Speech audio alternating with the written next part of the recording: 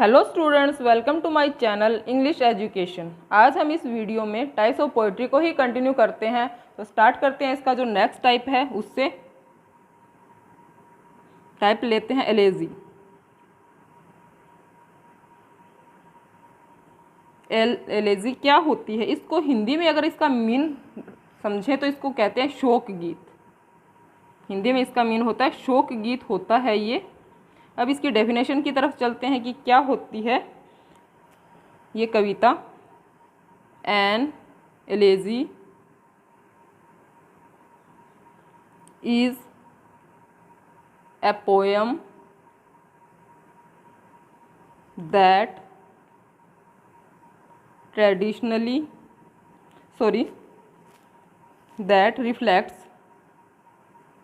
reflects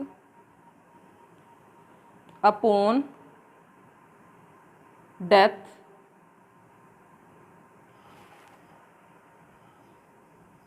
और loss. इसके अंदर हम देखते हैं कि जो एलेजी होती है ये शोक गीत होती है। इज ए पोएम एक ऐसी कविता होती है रिफ्लेक्ट्स करती है किस चीज़ को? डेथ को और लॉस को। जो किसी चीज़ का लॉस हो जाता है या डेथ को, मृत्यु को ये रिफ्लेक्ट्स करती है, ये पोएम है जो। ठीक है, इसको ही कंटिन्यू कर रहे हैं इसकी डेफिनेशन को। ट्रेडिशनली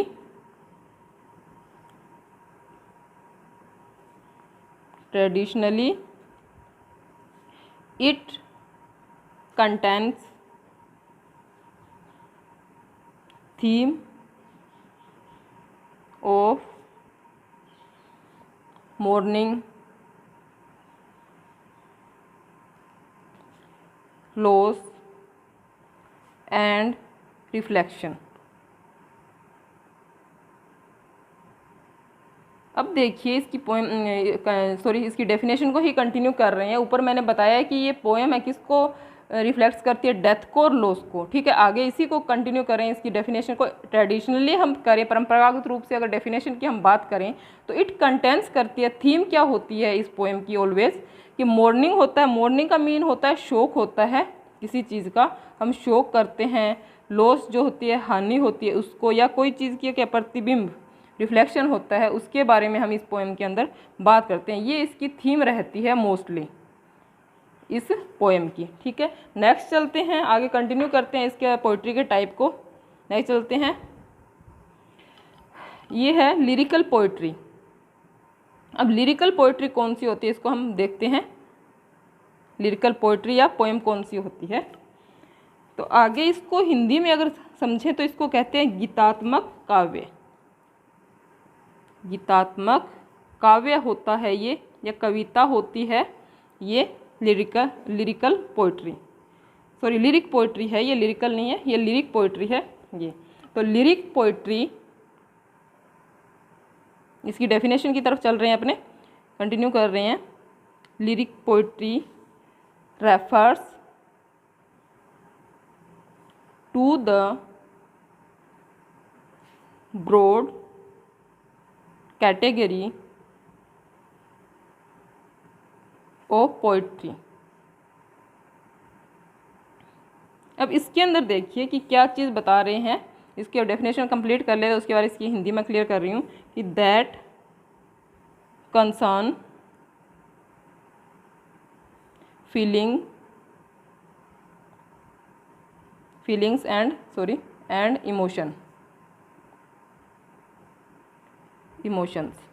अब इसके अंदर देखो आप क्या चीज़ बताते हैं। लिरिक पोइट्री, गीतात्मक जो काव्य है, इसके अंदर क्या बताया जाता है कि लिरिक पोइट्री रेफर्स करती है टू द ब्रॉड कैटेगरी होती है किसकी? पोइट्री की। एक ब्रॉड कैटेगरी है ये, नैरो नहीं कह सकती, ब्रॉड कैटेगरी है इसके अंदर। तो दैट कंसर्न, इसके अंदर किस चीज़ का कंसर्न बताया जाता है कि फीलिंग्स को और इमोशन को हमें क्लियर किया जाता है इस पोइट्री के अंदर। कि जो पोइट्री लिखी गई है वो किससे रिलेटेड होती है? फीलिंग्स और इमोशन से रिलेटेड होती है वो पोइट्री, लिरिक पोइट्री या पोएम जो होती है। नेक्स्ट चलते हैं नेक्स्ट टाइप की तरफ, सोलिलोकी। ये जो है टाइप, इससे भी हम फैमिलियर है। मोस्टली जो ड्रामा वगैरह हम रीड करते हैं तभी ये जो टर्म है वो आ जाती है कि कौन सी पोइट्री है या क्या है, कौन सी पोएम है। ये सोलिलोकी हमें फैमिलियर है इसी। सोलिलोकी का मीन अगर समझे तो वो ये होता है स्वगत कथन कह सकते हैं या भाषण कह सकते हैं। स्वगत का मीन अगर और हिंदी में क्लियर करूं कि खुद के द्वारा दिया गया भाषण, खुद को ही दे रहे हैं हम, कोई भी चीज़ कह रहे हैं खुद को ही कह रहे हैं, तो ये होता है स्वगत, खुद को कहा गया। तो इसके डेफिनेशन क्लियर कर रही हूँ मैं आगे। ए सोलिलोकी, सलीलकी बोलते हैं कई जगह प्रोनाउंसिएशन इसका, या सोलिलोकी, हम अपने तो सोलिलोकी ही प्रोनाउंसिएशन करेंगे, इसका प्रोनाउंस करेंगे इसको। सलीलकी is a monologue,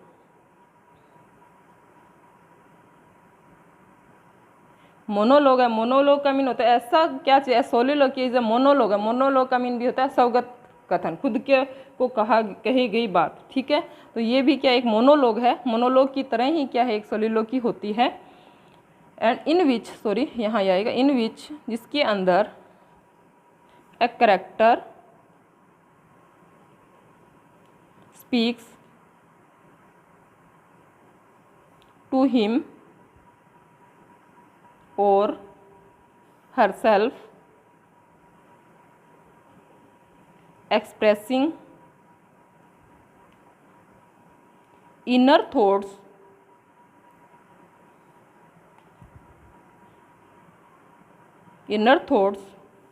that an audience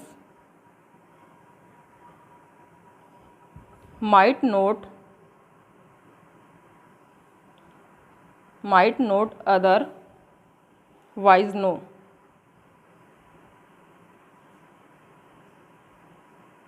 इसके अंदर देखिए क्लियर कर रही हूँ मैं इसकी हिंदी में कि क्या होती है सोलिलोकी। ए सोलिलोकी इज ए मोनोलॉग, सोलिलोकी और ये एक दूसरे एक सिनोनियम कह सकते हैं अपने कि सोलिलोकी का मीन स्वगत कथन होता है, इसका मीन भी स्वगत कथन होता है। तो सोलिलोकी क्या एक इज ए मोनोलॉग, एक ड्रामेटिक मोनोलॉग की तरह ही है सोलिलोकी।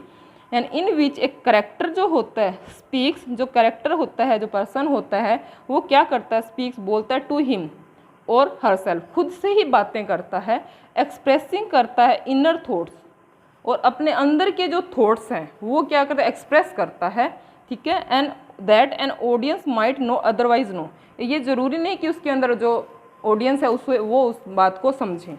इसके अंदर ऑडियंस का जो रोल होता है वो बहुत कम माइट होता है, माइट नो अदरवाइज नो, कि वो ऑडियंस है वो जाने, ये इसके अंदर ज़रूरी नहीं होता, ये खुद को ही क्या एक्सप्रेस करता है अपनी थॉट्स को, इनर थॉट्स को, ठीक है। ये सोलिलोकी होती है। नेक्स्ट चलते हैं, इसका जो टाइप है नेक्स्ट, इसको हम कंटिन्यू कर रहे हैं,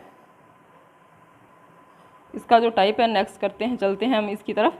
वेलेनल, अब ये देखिए ये कौन सी पोएम, ये एक नया ही नाम आया होगा आपके सामने सभी के कि वेलेनल भी एक कोई टाइप है, वेलेनल या विलेनल इसको बोलते हैं, प्रोनाउंसिएशन इसका रहता है विलेनल या वेलेनल, ठीक है। तो ये एक किस टाइप की पोएम है, तो ये एक अपने कह सकते हैं कि ये एक पास्टरल जो हमने एक टाइप किया था पोएम का, या फिर एक लिरिकल, और इसको कह सकते हैं लिरिकल टाइप है ये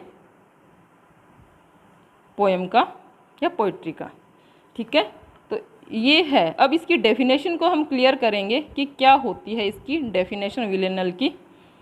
तो चलते हैं कि ए पोएम ऑफ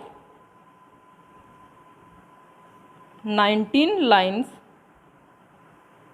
इसके अंदर जो लाइन्स होती है कितनी होती है पोएम के अंदर, 19 लाइन्स होती है, lines consisting of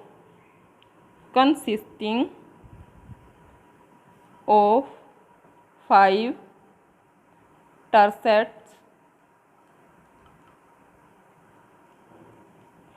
and a quatrain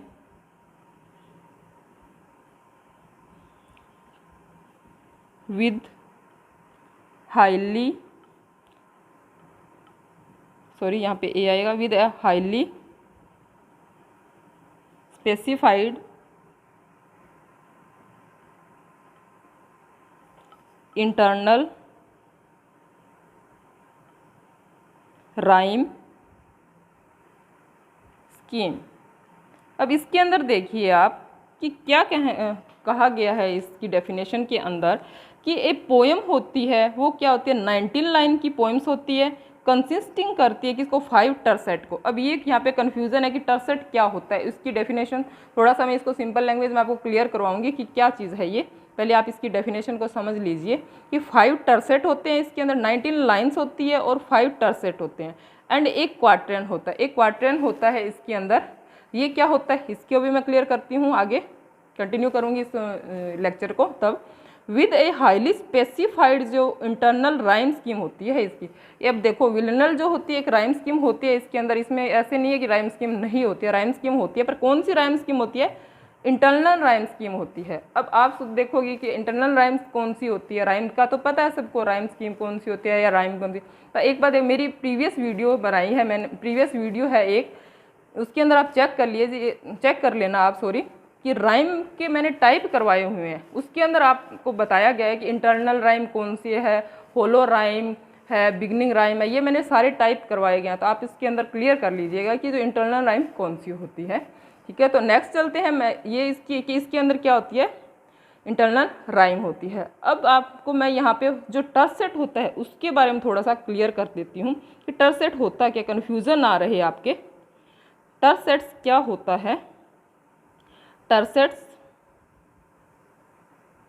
are any 3 lines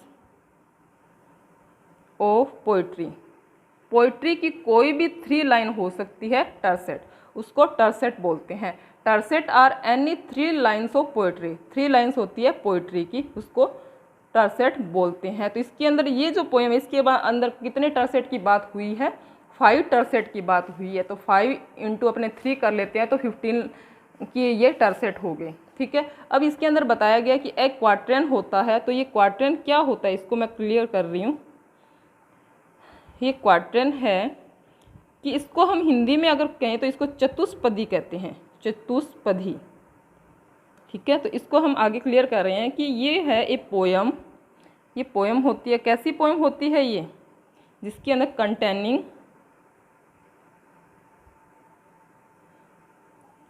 4 lines, इसके अंदर 4 लाइन्स होती है। एक क्वाड्रेंट के अंदर कितनी लाइन्स होती है, 4 लाइन्स होती है, और एक टर्सेट के अंदर कितनी लाइन्स होती है, 3 लाइन्स होती है। ये हमें क्लियर हो गया होगा आई थिंक कि कैसे टर्सेट का क्या है और क्वाड्रेंट क्या है। और ये जो डेफिनेशन है विलिनल की मैंने बताई है ये भी आपको क्लियर हो चुकी होगी, क्योंकि टर्सेट और क्वाड्रेंट अगर क्लियर नहीं होता तो कन्फ्यूज़न रह जाती कि होते क्या हैं। तो ये आपको क्लियर हो चुकी है कितने लाइन की ये पोएम होती है और क्या चीज़ है।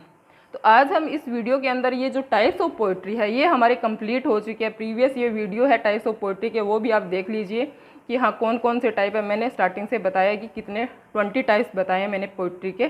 ठीक है, तो कंटिन्यू कर आगे की जो वीडियोस है उसके अंदर नेक्स्ट जो वीडियो है उसके अंदर अपन देखेंगे कि क्या करते हैं नेक्स्ट वीडियोज़ के अंदर। तो thanks for watching my channel English education. Thank you very much.